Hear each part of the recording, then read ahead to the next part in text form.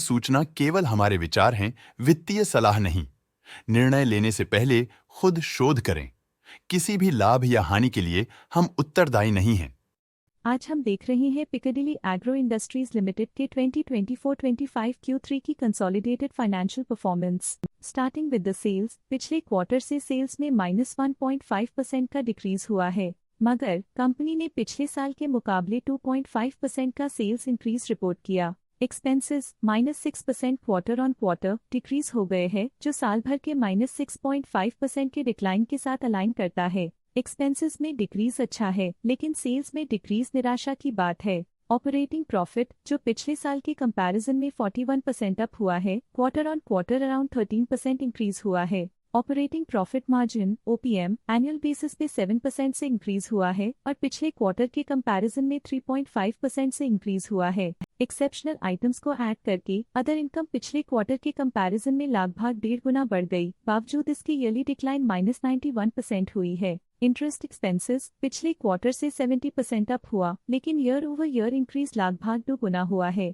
Depreciation cost में quarterly -6% का decline देखने को मिला और ईयरली बेसिस पे 30% का इंक्रीज देखा गया। Profit before tax annually -36% decrease हुआ, लेकिन प्रीसीडिंग क्वार्टर से 11% बढ़ा है। इस साल कंपनी ने 21% टैक्स पे किया और क्वार्टरली कंपनी ने 32% टैक्स पे किया है। नेट प्रॉफिट ने ईयर ऑन ईयर -44% का डिक्लाइन दिखाया, लेकिन लास्ट क्वार्टर से 0.5% का इंक्रीज हुआ है। इस क्वार्टर में कंपनी का परफॉर्मेंस ठीक रहा, ऑपरेशनल एफिशिएंसी में कुछ सुधार हुआ है। वहीं अगर एनुअल एनालिसिस की बात करें तो साल के दौरान कंपनी का परफॉर्मेंस अच्छा नहीं रहा। नेगेटिव नेट प्रॉफिट का मतलब है कि कंपनी प्रॉफिट के कंपैरिजन में नुकसान उठा रही है। अर्निंग्स पर शेयर (EPS) में ईयरली -44% का डिक्रीज देखा गया, लेकिन क्वार्टरली में 1% की बढ़ोतरी भी नजर आई। इस क्वार्टर में कंपनी का EPS ठीक रहा, ऑपरेशनल एफिशिएंसी में कुछ सुधार हुआ। पिकाडिली एग्रो इंडस्ट्रीज लिमिटेड के फाइनेंशियल स्नैपशॉट को रिव्यू करते हुए कुछ मुख्य ट्रेंड्स सामने आए हैं, जो कंपनी की परफॉर्मेंस पे रोशनी डालते हैं। दिसंबर 2021 से दिसंबर 2024 तक पिकाडिली एग्रो इंडस्ट्रीज लिमिटेड की फाइनेंशियल जर्नी में सबसे पहले बात करते हैं सेल्स की। इस साल सेल्स में 19.5% की वृद्धि हुई है और पिछले 4 सालों में 60% की वृद्धि हुई है, जो एक निरंतर अपवर्ड ट्रेंड को दर्शाता है। पिछले 3 साल से सेल्स लगातार बढ़ती जा रही है, जो मार्केट एक्सपेंशन और कंज्यूमर डिमांड में वृद्धि को दर्शाता है। अब बात करते हैं एक्सपेंसेस की। इस साल एक्सपेंसेस 9.5% बढ़े हैं और 4 सालों में 41.5% का इजाफा हुआ है। इस साल सेल्स में एक्सपेंसेस के मुकाबले ज्यादा वृद्धि हुई है, जो अच्छी प्रॉफिटेबिलिटी को दर्शाता है। ऑपरेटिंग प्रॉफिट का सफर स्टेडली ऊपर चढ़ रहा है, इस साल 87.5% की बढ़ोतरी के साथ और पिछले 4 सालों में लगभग 2 गुना का नोटिसेबल राइज हुआ है। पिछले 3 साल से ऑपरेटिंग प्रॉफिट लगातार बढ़ रहा है, जो कॉस्ट मैनेजमेंट और ऑपरेशनल कुशलता को दर्शाता है। नेट प्रॉफिट का सफर ऊपर की ओर चल पड़ा है, इस साल 49% की चढ़ाई के साथ पिछले 4 सालों में लगभग 3 गुना की शानदार वृद्धि हुई है।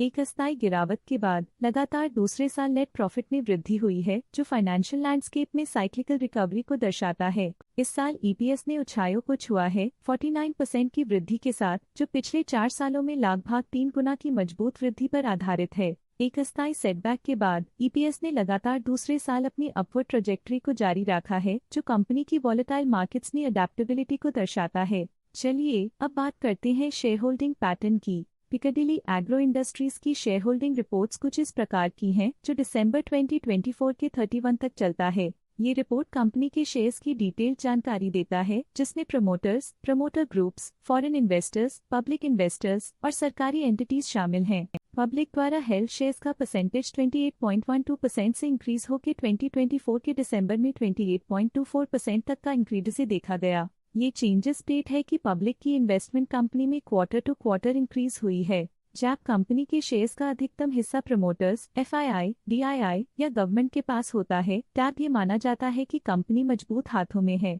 जो स्थिरता और मजबूत समर्थन को दर्शाता है और इस मार्केट की स्थिरता बनी रहती है। डोमेस्टिक इंस्टीट्यूशनल इन्वेस्टर के शेयर होल्डिंग में थोड़ा डिक्रीज आया 2024 के सितंबर से 2024 के दिसंबर में, जो दिखाता है कि डोमेस्टिक इंस्टीट्यूशंस ने अपने स्टेक को -0.02 से डिक्रीज किया है। फॉरेन इंस्टीट्यूशनल इन्वेस्टर्स के शेयर होल्डिंग में थोड़ा डिक्रीज आया 2024 के सितंबर से 2024 के दिसंबर में, जो दिखाता है कि फॉरेन इंस्टीट्यूशंस ने अपने स्टेक को क्वार्टर टू क्वार्टर -0.1 से डिक्रीज किया है, जिसे पता चलता है कि उन्होंने अपनी इन्वेस्टमेंट्स को पुल बैक किया है। ये था कंपनी का करंट शेयर होल्डिंग पैटर्न। आज के लिए फाइनेंशियल सेक्टर में इतना ही। देखने के लिए धन्यवाद। स्टॉक लेटेस्ट न्यूज अपडेट के लिए चैनल को सब्सक्राइब करें और वीडियो को लाइक एंड शेयर करें।